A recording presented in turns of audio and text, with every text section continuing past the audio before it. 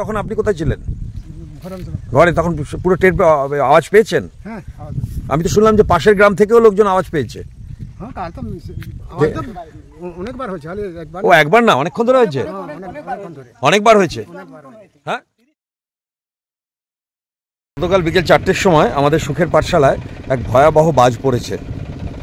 বিকেল 4টের সময় আমাদের বাচ্চাদের এখানে ক্লাস করার কথা ছিল, কিন্তু বিকেল 3:30 থেকে এত মুষলধারায় বাজ বৃষ্টি যে ওরা কেউ আসেনি। আমি কোনোদিন এর আগে কখনো দেখিনি যে বাজ কিরমভাবে পড়ে। তো আজকে দেখতে পাচ্ছি যে বাজ পড়ার নমুনা। বাজ পড়ে এখানকার এই সিমেন্টটাকে ভেঙে দিয়েছে, এখানে ওর ওপাশেও ভেঙে দিয়েছে, এখানে এই যে এই জায়গাটাতে ভেঙে দিয়েছে, এই জায়গাটাকে ফুটো করে দিয়েছে। আমাদের বাজ পড়ে এটাকে পুরো ফাটিয়ে দিয়েছে। আর ঠিক এইখানেই আমাদের 50টা বাচ্চা এখানে নিম গাছে, এই নিম গাছের উপর পড়েছে।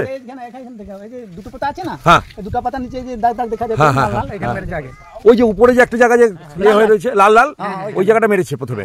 ওইটা মেরে এটা এখান দিয়ে নেমেছে, নেমে এটা তলা দিয়ে এইটাকে ফুটো করেছে, এই চালটাকে ফুটো করেছে। চালটা ফুটো ত্রিপল কেটেছে, বাবা এই যে ত্রিপলটা ওই জায়গাটাকে পুরো ফুটো করে দিয়েছে, খড়গুলোকে গুঁড়ো করে দিয়েছে।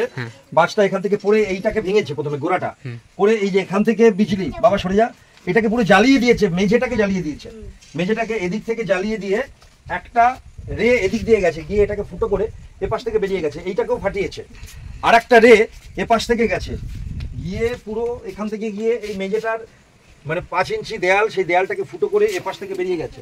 এই এখানের এই দেয়ালগুলোকেও ভেঙেছে, এই দেয়ালগুলোকেও ভেঙেছে, এখানের এই প্লাস্টিকগুলোকে জ্বালিয়েছে, এখানে ইলেকট্রিকের তার ছিল সেগুলোকেও পুরো জ্বালিয়েছে। এইটা জাস্ট 15 দিন আগে আমরা টিউব লাইটটা লাগিয়েছিলাম। 15 দিন আগে আমার জীবনে কোনোদিন আমি এরকম ভাবে দেখিনি কখনো যে বাজ কিভাবে পড়ে। আপনারা কেউ দেখেছেন? লক্ষণবাবু, আপনার তো এত বয়স হলো, আপনি কি কখনো আপনার গ্রামে বাজ পড়তে দেখেছেন? জঙ্গলে দেখেছেন? সেলাই মেশিন এখানে, এটা তার কতক্ষণ আগে ওরা সেলাই করেছে? তার টুকরোটা 1 ঘন্টা আগে উপরে আছে। এটা হচ্ছে আমাদের পাঠশালা। পাঠশালাতে এই মুহূর্তে আমাদের প্রায় 50 জন ছাত্রছাত্রী। এটা আমাদের পোলের নিচেটা ভেঙেছে বাজে, এই যে এটা দেখো পোলের নিচেটা, এই যে পোলের টুকরোটা হাতে, হ্যাঁ শর্ট লেগেছে হাতে, এই যে এটাকে পুরো পুরো আগুনে গলিয়ে দিয়েছে। গ্রামে কি এখন পুরো কারেন্ট নেই? এখন আর প্রতিমার ওই পাশের মোবাইল চার্জে ছিল, মোবাইল নষ্ট হয়ে গেছে, পুরো পুরো খারাপ হয়ে গেছে, অনেকের মিটারও নষ্ট হয়েছে শুনলাম। এরকম ভাবে পুরো তারগুলোকে একদম কেটে গুঁড়ো গুঁড়ো করে দিয়েছে। এবার একটা এখান থেকে, এই যে এখান থেকে বিদ্যুৎ, একটা বিদ্যুৎ এই দিক দিয়েও গেছে, এই যে এখান থেকে গিয়ে এইটাকে ফুটো করেছে, এই কোণা দিয়ে ফুটো করে দিক দিয়ে বেরিয়ে গেছে।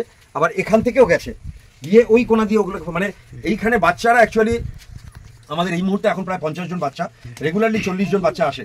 এত পরিমাণে ভিড় হয়ে যাচ্ছে, আরও প্রচুর বাচ্চারা আসতে চাইছে, কিন্তু আমরা জায়গার অভাবের জন্য আমরা তাদেরকে অ্যালাউ করতে পারছি না। আমাদের অলরেডি আমরা ঠিক করেছি যে আমাদের ওদিকে আরেকটা ঘর তৈরি করব, আগামী মাসের 1 তারিখে বা 2 তারিখে শুরু হবে।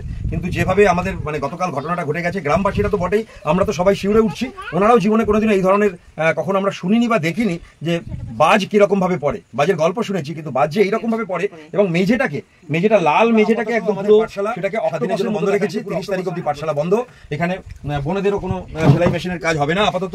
আর 30 তারিখের পরে আমরা আবার শুরু করবো। তার মধ্যে আমাদের পাঠশালাটাকে রিপেয়ার করবো। আগামী দিনে আমাদের এটা থেকে আরেকটু বড় হবে, যাতে আরো বেশি সংখ্যায় বাচ্চারা তারা একটু ছড়িয়ে ছিটিয়ে বসতে পারে। তার পাশে আরেকটি স্টোর রুমও তৈরি হবে, সেগুলো আমাদের পরিকল্পনা আছে। যেটা ঘটে গেছে মানে কি বলবো, ভয়াবহ ঘটনা। আর সেটা যে কি বলবো, যে মানে আমাদের সবার সৌভাগ্য যে গতকাল কোনো একটি বাচ্চাও গতকাল পাঠশালায় আসেনি, বা একটি বোনেরাও তারা উঠছি। আমি গতকালই কলকাতা থেকে সকালবেলা এসেছি পুরুলিয়ায় আমাদের স্কলারশিপ দেওয়ার কাজে। সেখান থেকে আজকে চলে গেছিলাম মেদিনীপুর গতকাল রাতেই। আজকে মেদিনীপুরের স্কলারশিপ দিয়ে আমি আজকে ছুটে এলাম এই কারণে, জাস্ট দেখতে যে এখানকার কি পরিস্থিতি এবং আগামী দিনে আমরা কি কি প্রিকশন আমরা নিতে পারি। আমরা আমাদের বন্ধু বান্ধব, আমাদের যারাই আমাদের শুভাকাঙ্ক্ষী, সবার কাছে আমরা কৃতজ্ঞ। তারা যেভাবে আমাদের পাশে আছে বা এই পাঠশালাটাকে গড়ার ক্ষেত্রে সর্বতভাবে তারা বিভিন্নভাবে সহযোগিতা করছেন। আগামী দিনে আপনারা পাশে থাকবেন। আমরা চাই যে আমাদের ছোট ছোট বাচ্চারা, যারা আমাদের এই যে বাচ্চারা এবং বাচ্চাদের মায়েরা, এই যে ছোট ছোট বাচ্চারা, এখন ওদের স্কুল বন্ধ, ওরা ওদিকে দোলনায় ওরা খেলছে। তো আমরা চাই এখানকার বাচ্চাদের ভবিষ্যৎ সুন্দর করে গড়ে উঠুক এবং এই গ্রামটা একটা সুখের গ্রাম বলে মানুষের কাছে পরিচিত হোক। এটাই আমাদের কামনা এবং এটাই আমাদের একমাত্র লক্ষ্য।